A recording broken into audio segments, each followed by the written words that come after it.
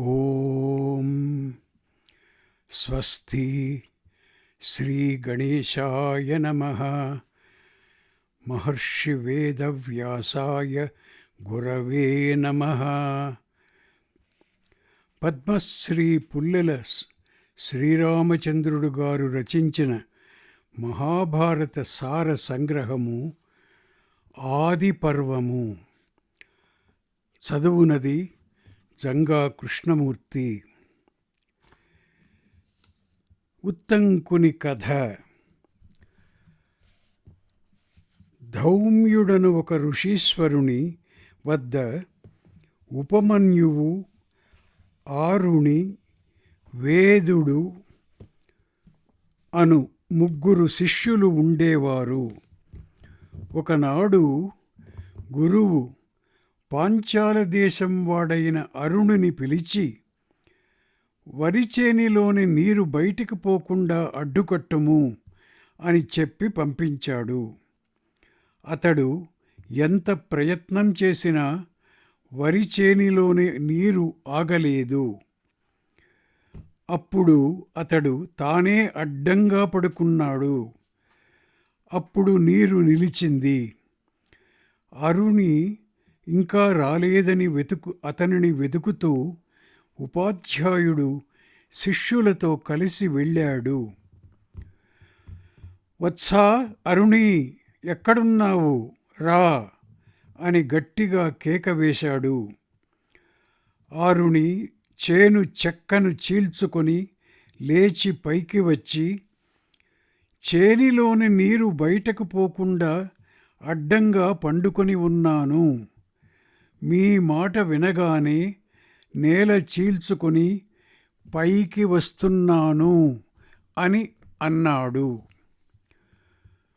నువ్వు నేల చీల్చుకొని వచ్చావు కాన, ఇటుపైన నీ పేరు ఉద్దాలకుడు. నా మాట ప్రకారం చేశావు కాన నీకు అన్ని శ్రేయస్సులు లభిస్తాయి. అన్ని వేదాలు, ధర్మశాస్త్రాలు నీకు వాటంతట అవి స్ఫురిస్తాయి అని ఉపాధ్యాయుడు ఆశీర్వదించాడు. ఆ విధంగా సర్వవిద్యాపారంగతుడై అతడు ఇష్టమైన దేశానికి వెళ్ళిపోయాడు. ధౌమ్యుడు ఉపమన్యువును, వత్సా ఉపమన్యు, ఆవులను మేపుకొనిరా అని చెప్పి పంపాడు. అతడు పగలంతా ఆవులను మేపి సాయంకాలం వచ్చి ఉపాధ్యాయునికి నమస్కరిస్తూ ఉండేవాడు. అతడు బాగా బలిసి ఉండడం చూచి ఉపాధ్యాయుడు, ఉపమన్యు, బాగా బలిసి ఉన్నావు, ఏమి తింటున్నావు అని అడిగాడు. భిక్షాచరణం చేసి జీవిస్తున్నాను అని అతడు చెప్పాడు. ఇటుపైన నువ్వు భిక్షాచరణం చేసి సంపాదించిన అన్నం అంతా నాకు చూపించాలి, చూపకుండా తినకూడదు అని గురువు ఆదేశించాడు. శిష్యుడు ఆ విధంగానే చేశాడు. అయితే గురువు ఆ భిక్షాన్నం అంతా తీసివేసుకున్నాడు. ఉపమన్యువు సరే అని పగలు గోవులను మేపి రాత్రి వచ్చి గురువు ఎదుట నిలిచి నమస్కరించాడు. అతడు ఇంకా బలిసియే ఉండడం చూచి ఉపాధ్యాయుడు, నీ భిక్షాన్నం అంతా నేను తినివేసుకుంటున్నాను, అయినా నువ్వు బలిసి ఉన్నావు, ఏమి తింటున్నావు అని అడిగాడు. ఒకమారు భిక్షాన్నం సంపాదించి అదంతా మీకు సమర్పించి మళ్ళీ భిక్షాచరణం చేస్తున్నాను అని శిష్యుడు సమాధానం చెప్పాడు. అప్పుడు ఉపాధ్యాయుడు, నువ్వు గురువు విషయంలో ఈ విధంగా ప్రవర్తించడం న్యాయం కాదు. అంతేకాకుండా 2 మార్లు భిక్షాచరణం చేయడం చేత ఇతరుల వృత్తికి భంగం కూడా కలిగిస్తున్నావు. ఈ విధంగా దురాశాపరుడవవుతున్నావు అని అన్నాడు. అతడు సరే అని గోవులను మేపి సాయంకాలం వచ్చి గురువుకు నమస్కరించాడు. అయినా కూడా బలిసియే ఉన్న అతనిని చూచి ఉపాధ్యాయుడు, వత్సా ఉపమన్యు, నీ భిక్షాన్నం అంతా నేను తినివేసుకొనుచున్నాను. నువ్వు రెండవ మారు భిక్షాచరణము చేయడము లేదు. ఏమి ఆహారం తీసుకుంటున్నావు అని అడిగాడు. అయ్యా, నేనీ ఆవుల పాలు త్రాగుతున్నాను అని శిష్యుడు సమాధానం చెప్పాడు. నేను ఆవు పాలు త్రాగడానికి నీకు అనుజ్ఞ ఇవ్వలేదు కదా, నీవు అలా త్రాగడం యుక్తం కాదు అన్నాడు గురువు. సరే అంటూ శిష్యుడు ఆవులను తోలుకొని పోయి సాయంకాలం వచ్చి గురువునకు నమస్కరించాడు. అప్పటికి కూడా బలిసి ఉన్న అతనిని చూచి ఉపాధ్యాయుడు, వత్సా ఉపమన్యు, నువ్వు భిక్షాన్నం తినడం లేదు, మళ్ళీ భిక్షాచరణం చేయడం లేదు, పాలు త్రాగడం లేదు, అయినా బాగా బలిసి ఉన్నావు, ఏమి తింటున్నావు అని అడిగాడు. అయ్యా, లేగదూడలు తల్లుల పొదుగుల నుండి పాలు త్రాగినప్పుడు పైకి జారిన పాల నురుగు తిని బ్రతుకుతున్నాను అని శిష్యుడు సమాధానం చెప్పాడు. అప్పుడు ఉపాధ్యాయుడు, ఆ నురుగు కూడా నువ్వు తినకూడదు. ఎందుచేతననగా సద్గుణాలు గల లేగదూడలు నీ మీద జాలి కొలది అధికంగా నురుగు విడుస్తుంటాయి. ఆ విధంగా నువ్వు వాటికి వృత్తికి భంగం కలిగిస్తున్నావు. నువ్వు పాల నురుగు కూడా తినకూడదు అని అన్నాడు. అలాగే అని ఉపమన్యువు గోవులను తోలుకొని వనంలోనికి వెళ్ళిపోయాడు. ఆహారం ఏమీ లేకపోవడం చేత ఉపమన్యువు ఆకలితో బాధపడుతూ అరణ్యంలో జిల్లేడాకులు తిన్నాడు. దానితో అతడు అంధుడైపోయాడు. అంధుడైనా కూడా నేల మీద పాకుకుంటూ వచ్చేటప్పుడు నూతిలో పడిపోయాడు. సాయంకాలం అయినా అతడు తిరిగి రాకపోవడంతో ఉపాధ్యాయుడు, నేను ఏ ఆహారము తినకుండా ఉపమన్యువును నిషేధించాను, అతనికి కోపం వచ్చి ఉంటుంది అని అంటూ శిష్యులతో కలిసి అరణ్యానికి వెళ్ళి, వత్సా ఉపమన్యు, ఎక్కడున్నావురా అని బిగ్గరగా పిలిచాడు. ఉపాధ్యాయుని మాట విని ఉపమన్యువు, జిల్లేడాకులు తినడం చేత చూపు పోయి నేను నూతిలో పడిపోయాను అని బిగ్గరగా సమాధానం చెప్పాడు. అప్పుడు ఉపాధ్యాయుడు, నీ చూపు నీకు వస్తుంది, దేవతల వైద్యులైన అశ్వినీ దేవతలను స్తుతించు అని అతనికి బోధించాడు. ఉపమన్యువు ఉపాధ్యాయుడు చెప్పినట్లుగా 12 రుక్కులతో అశ్వినీ దేవతలను స్తుతించాడు. ఆ స్తుతికి సంతోషించిన అశ్వినీ దేవతలు ప్రత్యక్షమై అతనికొక అపూపం అనగా అప్పం ఇచ్చి దానిని తినమన్నారు. మా గురువుగారికి చెప్పకుండా దీనిని తినజాలను అని అతడన్నాడు. పూర్వం మీ గురువు ఈ విధంగానే మమ్ములను స్తుతించగా మేము అతనికి అపూపం ఇచ్చాం. అది గురువుకు తెలపకుండగానే అతడు భక్షించాడు. నువ్వు కూడా గురువు చేసినట్లే చెయ్యి అన్నారు అశ్వనీ దేవతలు. అందుకు అతడు అంగీకరించలేదు. అప్పుడా దేవతలు సంతోషించి, నీ గురుభక్తికి మెచ్చుకుంటున్నాం. నీ ఉపాధ్యాయుని దంతాలు ఇనపవైతే నీవి బంగారు దంతాలవుతాయి. నీకు చూపు, సకల శ్రేయస్సులు లభిస్తాయి అన్నారు. ఉపమన్యువు గురువు దగ్గరకు వెళ్ళి జరిగినదంతా చెప్పగా అతడు చాలా సంతోషించి, అశ్వనీ దేవతలు చెప్పినట్లు నీకు అన్ని శ్రేయస్సులు లభిస్తాయి, అన్ని వేదాలు ధర్మశాస్త్రాలు నీకు అప్రయత్నంగానే స్ఫురిస్తాయి అని ఆశీర్వదించాడు. ఇది ఉపమన్యుని గురువు చేసిన పరీక్ష.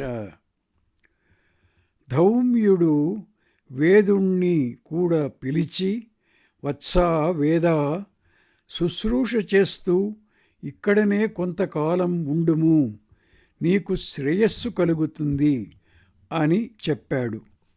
అతడు ఆ విధంగానే అక్కడ నివసించి గురువు నాగలి కాడికి కట్టినా కూడా శీత ఉష్ణ సుఖ దుఃఖాలు సహిస్తూ ఎదురేమీ చెప్పకుండా శుశ్రూష చేశాడు. చాలా కాలానికి గురువు అనుగ్రహించగా సర్వజ్ఞుడయ్యాడు.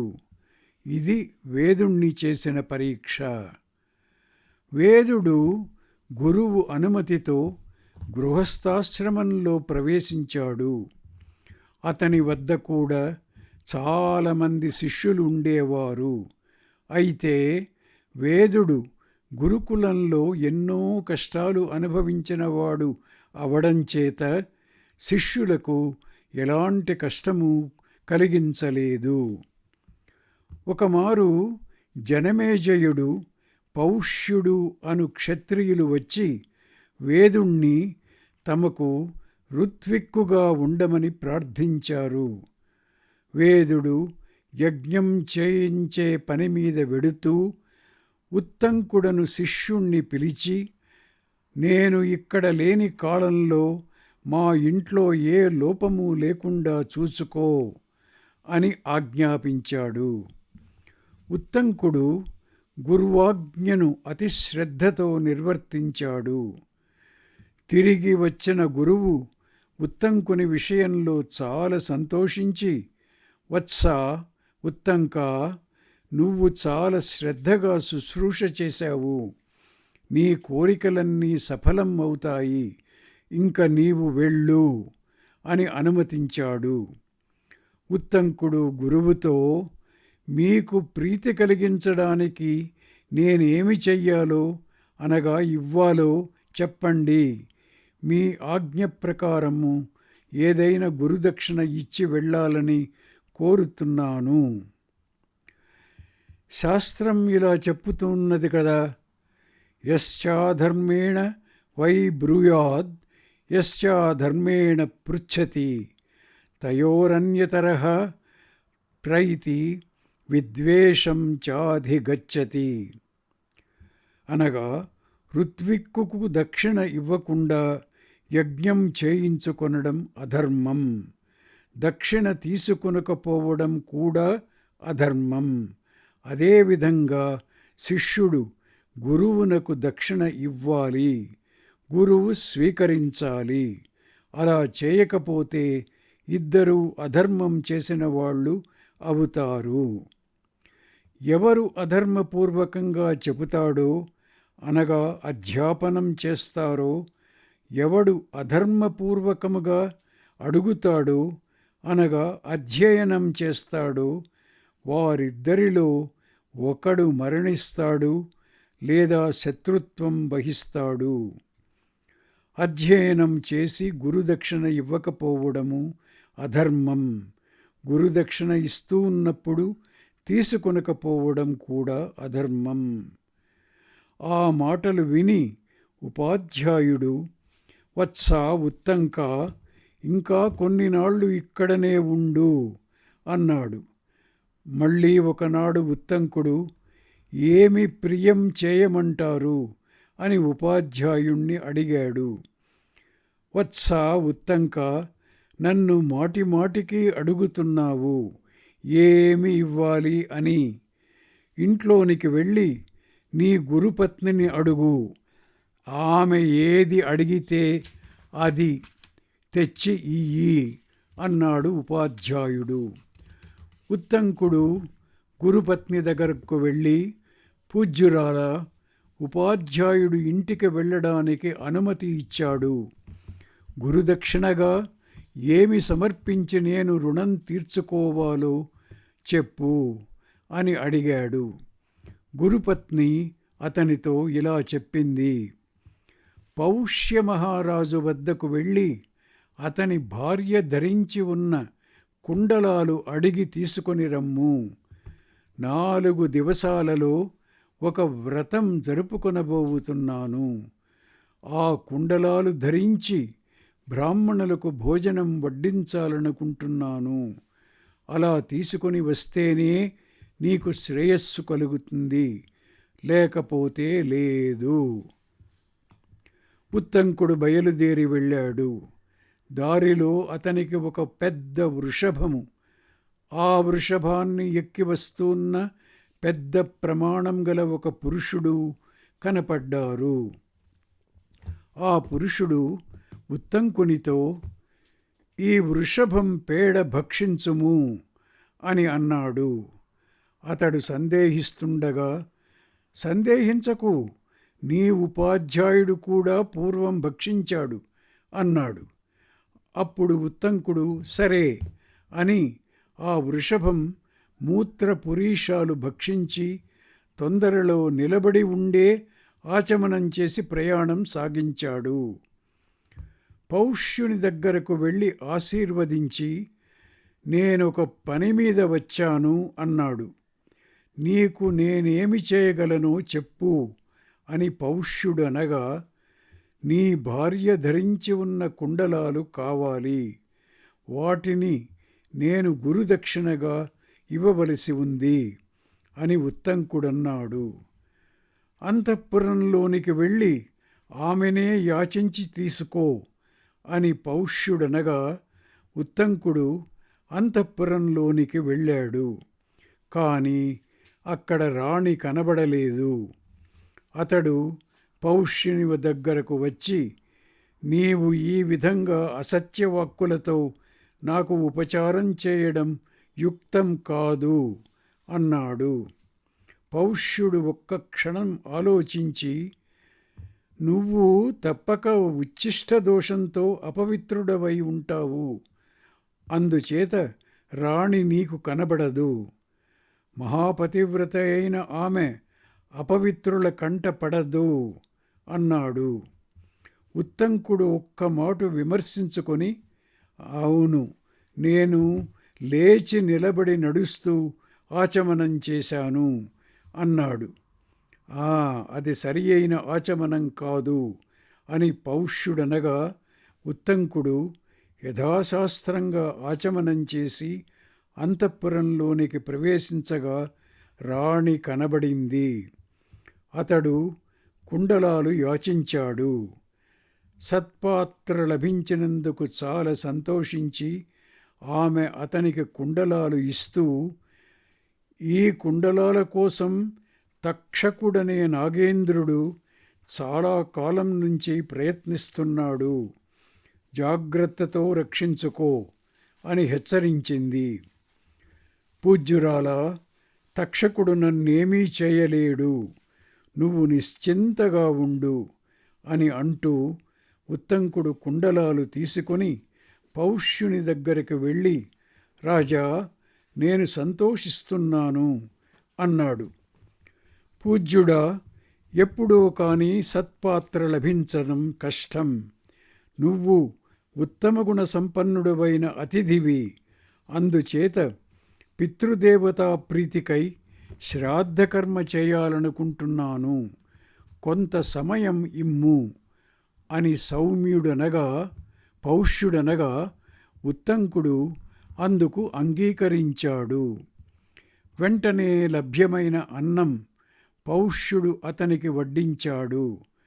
ఉత్తంకుడు చల్లగా ఉన్న ఆ అన్నం చూచి, నాకు అపవిత్రమైన అన్నం పెడుతున్నావు, అందుచేత నువ్వు అంధుడవు అయిపోదువు కాక అని పౌష్యుణ్ణి శపించాడు. అపవిత్రం కాని అన్నం దూషిస్తున్నావు. అందుచేత నువ్వు సంతానం లేనివాడవు అగుదువు కాక అని పౌష్యుడు ప్రతిశాపం ఇచ్చాడు. అశుచి అయిన అన్నం పెట్టి ప్రతిశాపం ఇవ్వడం యుక్తం కాదు, నువ్వే చూడు అని ఉత్తంకుడు పలకగా పౌష్యుడు జుట్టు విరబోసుకొని ఉన్న స్త్రీ వండిన వెంట్రుకలు పడిన చల్లారిపోయిన ఆ అన్నం చూచి అది అశుచి అను విషయం గుర్తించాడు. నాకు అంధత్వం రాకుండా అనుగ్రహించు అని ఉత్తంకుణ్ణి బ్రతిమాలాడు. నేను అన్నమాట అసత్యం కాదు, అయితే నీవు కొంతకాలం అంధుడివై తరువాత దృష్టిని తిరిగి పొందుతావు అని అంటూ ఉత్తంకుడు శాపం తగ్గించాడు.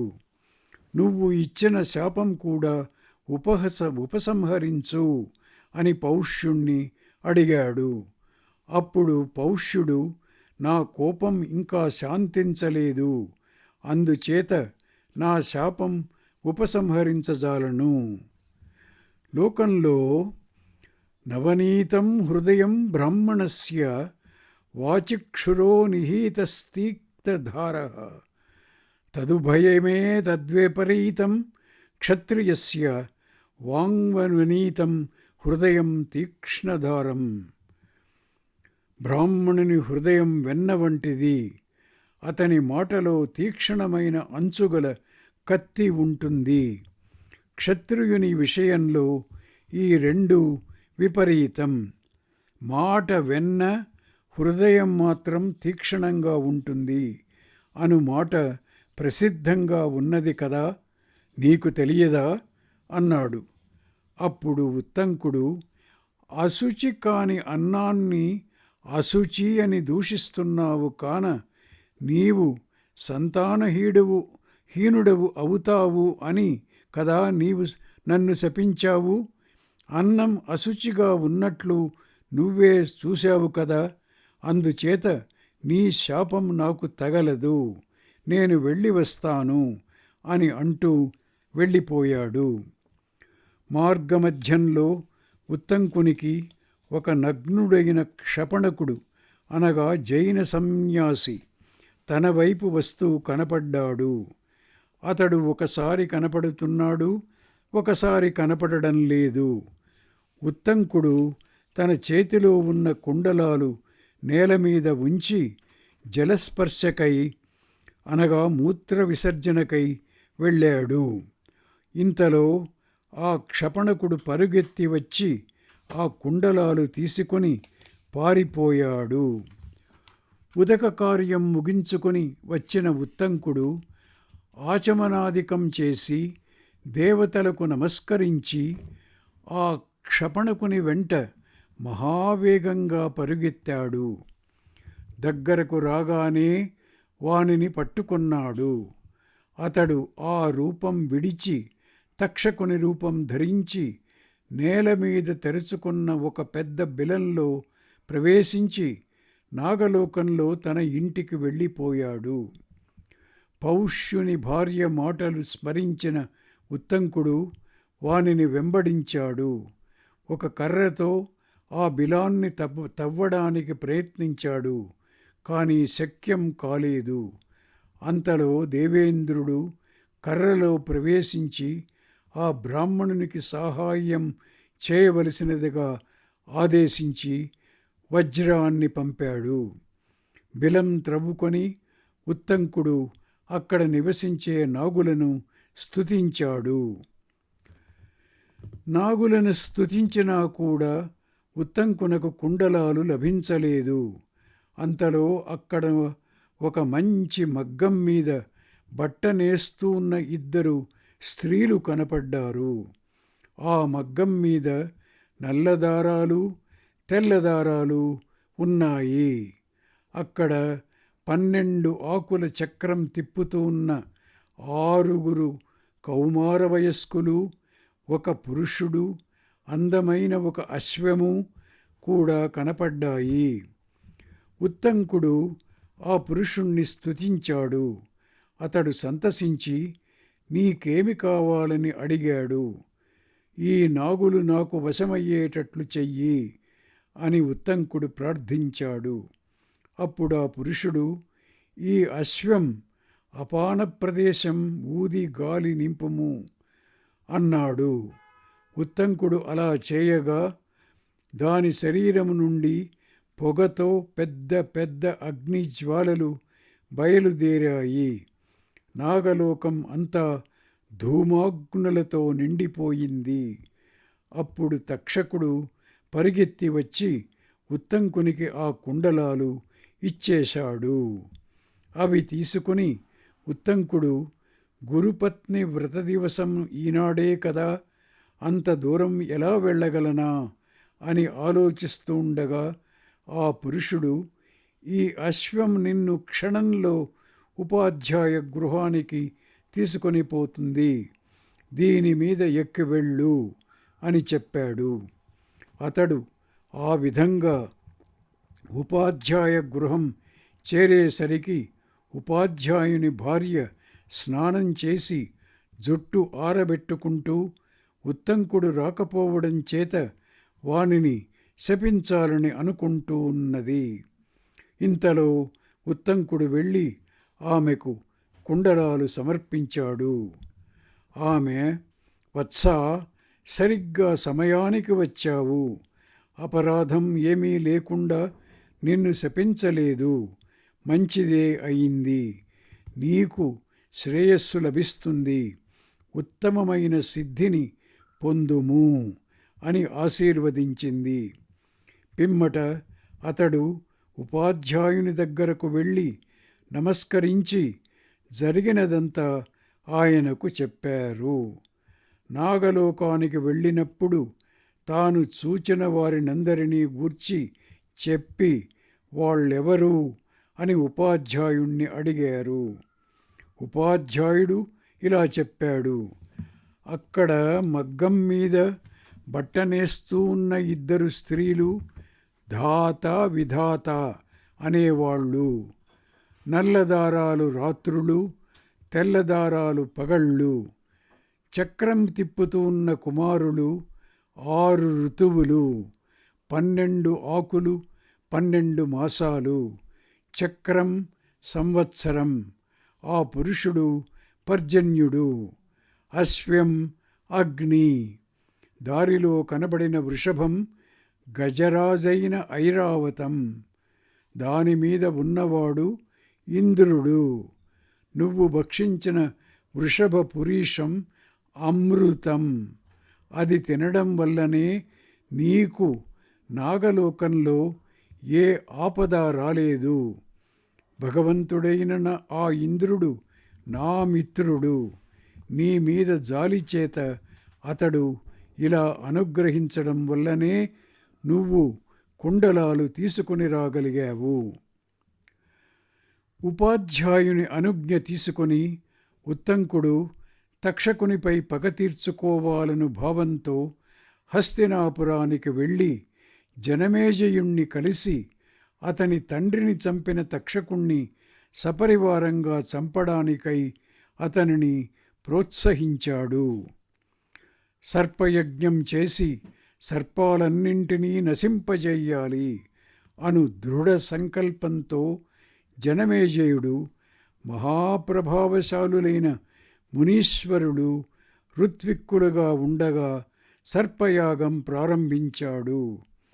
ఆ సర్పయజ్ఞంలో లక్షల కొలది, కోట్ల కొలది సర్పాలు అగ్నిలో పడి మరణించాయి. ఇలా సర్పాల మరణానికి తల్లి శాపం కూడా కారణం. సర్పాలకు తల్లి అయిన కద్రువ శాపం ఇచ్చుట. మహాతపశ్శాలి అయిన కశ్యప ప్రజాపతికి కద్రువ, వినత అను 2 భార్యలు. వాళ్ళు అక్కా చెల్లెళ్ళు. కశ్యపుడు ఒకనాడు భార్యలను పిలిచి మీకిష్టమైన వరాలు కోరుకొమ్మన్నాడు. సమానమైన తేజోబలాలు కల 1000 మంది నాగులను పుత్రులుగా అనుగ్రహించమని కద్రువ కోరింది. ఆ నాగుల కంటే అధిక బలవంతులైన 2 పుత్రులను ఇమ్మని వినత కోరింది. కశ్యపుని అనుగ్రహం చేత వాళ్ళిద్దరూ గర్భవతులయ్యారు. కొంతకాలానికి కద్రువ 100 గ్రుడ్లను కన్నది. వినత 2 గ్రుడ్లను కన్నది. సుదీర్ఘకాలానికి కద్రువ కన్న అండాల నుండి నాగులు పుట్టారు. తాను కన్న 2 అండాల నుండి పిల్లలు పుట్టకపోవడంతో వినత దిగులు చెంది ఒక అండాన్ని పగులుకొట్టింది. దానిలో శరీరం పైభాగం మాత్రమే పూర్తిగా ఏర్పడి క్రింది భాగం సగం సగం ఏర్పడిన పిల్లవాడు కనపడ్డాడు. అలా గ్రుడ్డును బద్దలు కొట్టినందుకు ఆ పిల్లవాడు కోపించి, నీవిలా చేసినందుకు ఎవరితో పోటీపడి ఇలా చేశావో ఆమెకు కొంతకాలం దాస్యం చేయుదువుగాక. ఈ గ్రుడ్డులోని పుత్రుడు నిన్ను దాస్యం నుండి విడిపిస్తాడు. నన్ను చేసినట్లు ఈ గ్రుడ్డులో ఉన్నవానిని కూడా వికలాంగుని చేయకుము అన్నాడు. అరుణుడు అను పేరుగల అతడు సూర్యునికి సారథి అయ్యాడు. 2వ గ్రుడ్డు నుండి గరుత్మంతుడు పుట్టాడు. పుట్టిన వెంటనే అతడు ఆహారం వెతుకుకుంటూ వెళ్ళిపోయాడు. దేవదానవులు సముద్రమథనం చేయగా హాలాహలము, అమృతము, ఐరావతమను గజేంద్రము, ఉచ్ఛైశ్రవస్సు అను తెల్లని అశ్వము, ఇంకా ఎన్నో అద్భుతమైన వస్తువులు ఆవిర్భవించాయి. ఒకనాడు కద్రు వినతలు సముద్రం నుండి ఆవిర్భవించిన ఉచ్ఛైశ్రవస్సు శరీరం రంగును గూర్చి మాటలాడుకున్నప్పుడు వినత ఆ అశ్వరాజం పూర్తిగా తెల్లగా ఉంటుంది అని అంది. దాని తోక నల్లగా ఉంటుంది, పందెం వేసుకుందాం. దాని తోక నల్లగా ఉంటే నువ్వు నాకు దాస్యం చెయ్యాలి, లేకపోతే నేను నీకు దాస్యం చేస్తాను అని కద్రువ అంది. సరే, ఆ విషయం రేపు చూద్దాం అనుకొని ఇద్దరూ ఇండ్లకు వెళ్ళిపోయారు. కద్రువ తన పుత్రులైన 1000 మంది నాగులను పిలిచి, మీరు రేపు నల్లని వెండ్రుకల వలె అయి ఉచ్ఛైశ్రవస్సు తోక చివర చుట్టుకొని ఉండాలి అని ఆజ్ఞాపించింది. కొందరు అందుకు అంగీకరించలేదు. వాళ్లను మీరందరూ సర్పయాగంలో అగ్నికుండాలలో పడి మరణిస్తారు అని శపించింది. కొన్ని సర్పాలు తల్లి చెప్పినట్లు చేశాయి. మరునాడు సముద్ర తీరంలో ఉన్న ఉచ్ఛైశ్రవమును వినతకు చూపగా ఆమె దాని తోక నల్లగా ఉండడం చూచి పందెం ప్రకారం కద్రువకు దాసి అయింది. కొంతకాలం తరువాత గరుత్మంతుడు సర్పాల కోరిక ప్రకారం ఇంద్రుణ్ణి జయించి అమృతం తెచ్చి వాళ్లకు ఇచ్చి తల్లిని దాస్య విముక్తిరాలిని చేశాడు. ఈ విధంగా కద్రువ శాపం 1000 కొలది సర్పాలు జనమేజయుడు చేస్తున్న సర్పయాగంలో భస్మం అవడానికి కారణం అయింది. అయితే కొన్ని దివసాల తరువాత జనమేజయుడు సర్పయాగాన్ని ఆపివేయవలసి వచ్చింది. అందుకు ఆస్తికుడను ఒక మహాప్రభవశాలి అయిన మునీంద్రుడు హేతువు.